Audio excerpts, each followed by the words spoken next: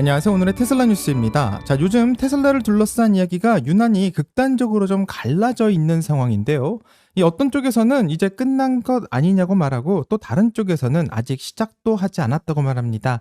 자, 같은 회사를 두고 완전 다른 두 개의 세계관이 충돌하고 있는 것 같은 상황인데, 자, 오늘은 왜 이런 상반된 목소리가 동시에 터져 나오는지를 같이 한번 살펴보려고 하고요. 다가오는 2026년 도대체 무엇이 기다리고 있는가, 그 본질적인 기다림을 한번 확인해보는 시간을 갖도록 하겠습니다. 자, 끝까지 함께 해주시길 바라고요. 그럼 출발할게요.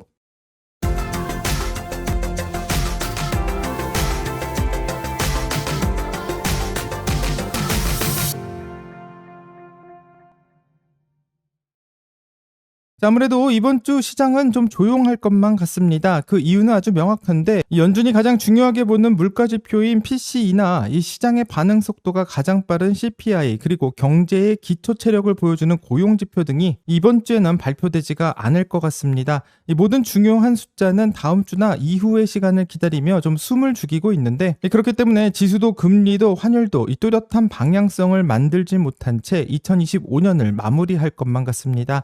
자, 하지만 여기서 한 가지 사실을 분명히 해야 되는데, 아무래도 이렇게 데이터가 공급되지 않고 있을 때 많은 사람들의 가설과 해석이 나오기 마련이고, 이 다음 CPI는 어떻게 나오게 될지, 또 고용지표나 연준의 이 태도가 어떻게 변하게 될지 확인된 것은 없는 상황이지만 많은 시장의 참여자들 사이에서 시나리오가 나올 수도 있습니다. 그래서 정확한 숫자가 나올 때까지 차분히 좀 기다려주는 게 필요하다고 생각하고, 본인의 투자 기준을 조금 더 날카롭게 세워야 할 때가 아닌가 생각합니다. 자, 테슬라의 주가는 최근 사상 최고치를 경신하면서 시가총액 1.5조 달러라는 어마어마한 성적표를 받아들여주고 있습니다. 자, 누군가는 이 숫자를 보면서 테슬라가 자동차 회사를 넘어 에너지와 AI 기업으로 완전히 탈바꿈을 시작했다고 말하기도 하지만, 이 반대쪽에서는 본업인 자동차 판매량이 줄어들고 있다는 점을 지적하면서 현재 테슬라의 상황을 모래성에 비유하기도 합니다. 자, 여기서 중요한 것은 양쪽의 주장이 모두 일부분의 진실을 담고 있다는 점이고, 이 마치 퍼즐처럼 흩어져 있는 진실의 조각을 모아서 전체의 그림을 맞추는 것이 중요할 것 같습니다. 자, 과연 테슬라가 주장하고 있는 미래의 가치가 현재의 실적 부진을 덮을 수 있을 만큼 압도적인가?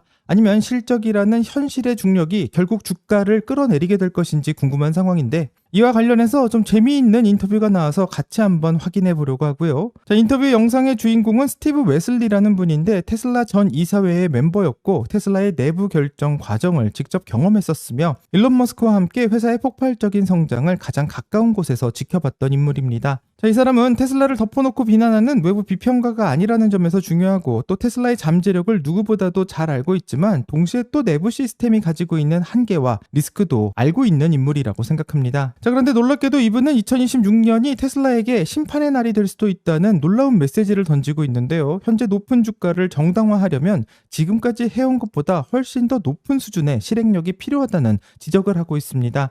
그 중심에는 자동차 판매를 넘어선 새로운 성장 동력, 즉 로보택시의 실질적인 성과가 나와야 한다라고 말하고 있는데, 이 테슬라가 이런 성과를 2026년에 보여주지 않는다면 이 현재의 주가를 지키기가 매우 어려울 것이다라고 말하고 있기 때문에 한번 살펴봐야 될 인터뷰라고 생각합니다. 자, 그럼 어떤 이야기를 하는지 같이 영상 한번 살펴보겠습니다. 영상 볼게요. 지금 웨슬리 그룹의 설립자이자 전 테슬라 이사회 멤버인 스티브 웨슬리 씨와 함께합니다. 스티브, 나와주셔서 감사합니다. 제가 방금 테슬라를 두고 돌아온 챔피언이라는 표현을 썼는데 적절한 표현일까요? 글쎄요. 2026년은 아주 중요한 해가 될 겁니다. 오늘 주가는 사상 최고치를 기록했습니다. 하지만 테슬라는 2년 연속 매출 감소와 이익 축소를 겪을 가능성이 높습니다. 그래서 로보택시 승인을 반드시 받아내야만 합니다. 또한 2개 이상의 도시로 확장해야 하는데 여전히 웨이모에 비하면 한참 뒤처진 상태입니다. 더 많은 도시에서 규제 승인을 받고 수익 성장을 이뤄내야 하죠. 주가를 유지하려면 정말 필사적으로 노력해야 할 겁니다. 테슬라와 웨이모의 경쟁은 어떻게 보십니까? 웨이모가 더 많은 주행 데이터를 쌓았다는 건 알고 있습니다만, 머스크와 테슬라는 자신들의 설계 방식이 우월하며 로보택시를 출시하면 더 큰 수익을 낼 수 있다고 주장합니다. 이걸 어떻게 평가해야 할까요? 두 가지를 보면 됩니다. 규제 당국의 승인 여부와 중대 개입 사이의 주행 거리입니다.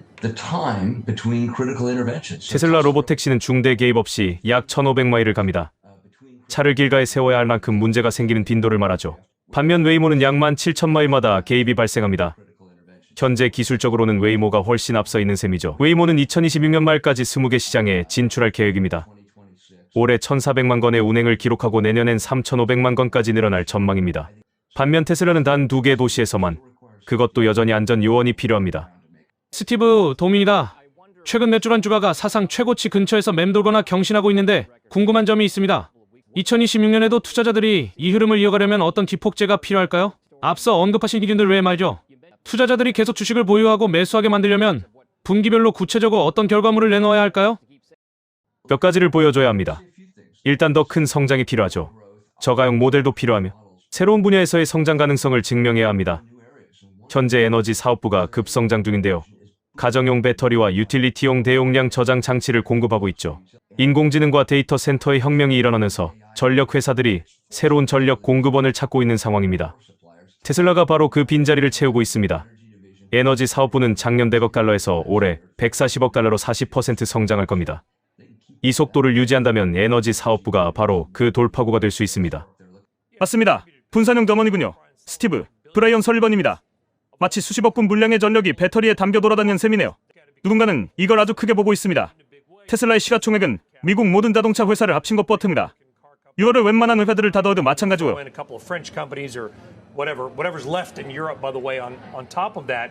그런데 시장이 놓친 게 뭘까요? 지난 3월 중순만 해도 테슬라 주가는 220달러였고 정치인들은 머스크를 조롱하며 비판했습니다. 그때가 사실상 바닥이었죠. 그 이후 주가는 2배 이상 올랐습니다. 3월 말부터 지금까지 시장 분위기가 왜 이렇게 변한 걸까요? 그게 바로 가장 중요한 질문입니다. 성장이 정체된 것처럼 보이는데 대체 무슨 일이 일어난 걸까요? 제 생각엔 사람들이 이제 테슬라가 임계점에 도달했다고 믿는 것 같습니다. 완전 자율주행 실현이 눈앞에 왔다는 거죠. 텍사스에서 운전자 없는 테스트를 진행한 건 큰 진전이지만 더 필요합니다. 특히 에너지 사업이 관건인데 이제 자동차 회사가 단순한 자동차 회사가 아니라는 걸 사람들이 깨닫고 있습니다. 기술 회사이자 에너지 회사여야 합니다. 제 말이 아니라 작년 비스트라 같은 대형 독립 전력 생산 업체를 보세요. 주가 상승률이 엔비디아보다 높았습니다.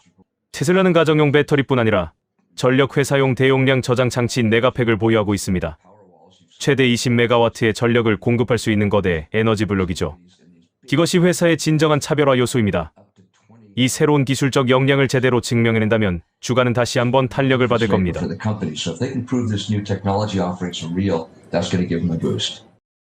자, 영상을 다 봤는데 전직 이사회 멤버답게 현재 테슬라의 핵심을 잘 짚고 있고요. 하지만 이 인터뷰에서 조금 아쉬운 이 사각지대도 존재하는 것을 확인할 수 있습니다.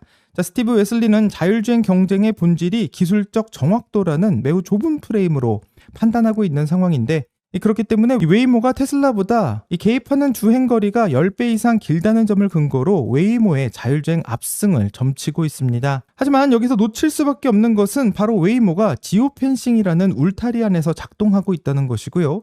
이 정밀 지도가 그려져 있는 규제 당국이 허락한 그 구역 안에서만 완벽함을 추구하는 방식을 사용하고 있습니다. 이 반면 테슬라는 전 세계 모든 도로를 달리는 수백만 대의 차량을 통해 데이터를 수집하고 또 소프트웨어를 업데이트하고 있는데, 이렇게 되면 두 회사의 기술 격차가 있는 것뿐만 아니라 이 확장 방식에서도 근본적인 차이가 있음을 알 수 있습니다. 자, 웨이모가 한 도시를 정복하는 동안 테슬라는 전 세계의 도로 환경을 동시에 학습하고 있고, 이 웨이모가 완성된 기술을 하나씩 이식하는 것이라면 테슬라는 이미 깔려있는 수백만 대의 하드웨어를 통해서 새로운 데이터를 계속해서 받아들이고 있는 상황입니다. 스티브 웨슬리는 웨이모가 20개 이상의 시장에 진출한다면서 테슬라보다 앞서고 있다는 평가를 하지만 테슬라가 FSD 소프트웨어를 업데이트할 때마다 전 세계에 있는 수백만의 테슬라가 동시에 진화하고 있다는 사실은 간과하고 있습니다. 자, 이것이 바로 웨이모가 가지고 있지 않은 스케일의 힘이고요. 기술의 완벽함보다 무서운 것은 기술의 확산 속도라고 생각합니다.